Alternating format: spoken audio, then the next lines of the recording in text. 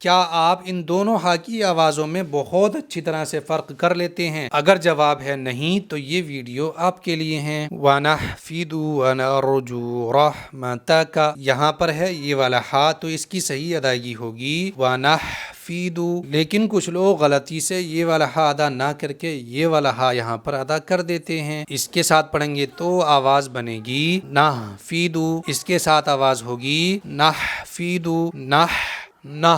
اسی طرح سے یہاں پر ہے یہ والا ہا، تو اس کی صحیح ادائیگی ہوگی رحمتک، لیکن اگر کوئی غلطی سے یہاں پر یہ والا ہا ادا کر دے تو آواز ہوگی رحمتک یہ ساری باتیں آپ کو ڈیٹیل میں اس لیے سکھا رہا ہوں کیونکہ یہ سیکھنا انتہائی ضروری ہے، ورنہ آپ کبھی بھی صحیح قرآن تو پڑھ ہی نہیں سکتے۔ چلیے اس کو سمجھتے ہیں بہت دھیان سے۔ را کے اوپر زبر یا پیش ہوگا تو را کو موٹا پڑھنا چاہیے، را پر زیر ہوگا تو را کو باریک پڑھنا چاہیے۔ یہاں پر دھیان دیجئے، را کے اوپر زبر ہے یعنی یہ آ چکا ہے تو ہم موٹا پڑھیں گے را کو۔ کس طرح سے پڑھیں گے؟ رحمتک، لیکن کوئی غلطی سے را کو یہاں باریک پڑھ دے تو آواز کیا بن جائے گی؟ رحمتک۔ موٹا پڑھیں گے تو رح، باریک پڑھیں گے تو رح، لیکن یہاں ہمیں موٹا ہی پڑھنا ہے۔ ان دونوں کو بھی سمجھ لیتے ہیں۔ جس را کے اوپر یہ چھوٹا سا سکون ہوتا ہے اس کو را ساکن کہتے ہیں۔ را ساکن سے پہلے زبر ہو یا را ساکن سے پہلے پیش ہو تو را کو موٹا پڑھنا چاہیے، را ساکن سے پہلے زیر ہو تو را کو باریک پڑھنا چاہیے۔ یہاں پر دھیان دیجئے، را ساکن سے پہلے زبر ہے یعنی یہ والی حالت یہاں پر آ چکی ہے تو را کو یہاں پر ہمیں موٹا کرنا ہے۔ موٹا کس طرح پڑھیں گے؟ وَنَرْجُو، کوئی غلطی سے را کو باریک پڑتا ہے تو آواز کیا بن جائے گی؟ وَنَرْجُو۔ یہاں پر دھیان دو، را ساکن ہے اور اس سے پہلے زبر ہے حمزہ پر، تو یہاں بھی ہمیں را کو موٹا ہی پڑھنا ہے۔ جیسے أَرْسَلْنَا، اس کو سمجھیے گا، یہاں را ساکن ہے اور اس سے پہلے میم پر زیر ہے تو را کو ہمیں باریک پڑھنا ہے۔ کس طرح پڑھیں گے؟ أُمِرْتُ، لیکن غلطی سے اگر کوئی اس کو موٹا پڑھ دیتا ہے را کو تو آواز کیا بنے گی؟ أُمِرْتُ۔ اس طرح سے پڑھنا غلط ہے۔ دال پر یہاں پیش ہے تو دال کو ہمیں بغیر کھینچے پڑھنا ہے، کیونکہ پیش والا حرف کوئی سا بھی ہو چاہے بغیر کھینچے ہی پڑھنا چاہیے۔ کس طرح پڑھیں گے؟ وَنَحْفِدُ وَنَرْجُو، لیکن کچھ لوگ دال کو یہاں کھینچ کر کے پڑھتے ہیں جو کہ کھینچ کر پڑھنا غلط ہے۔ وَنَحْفِدُ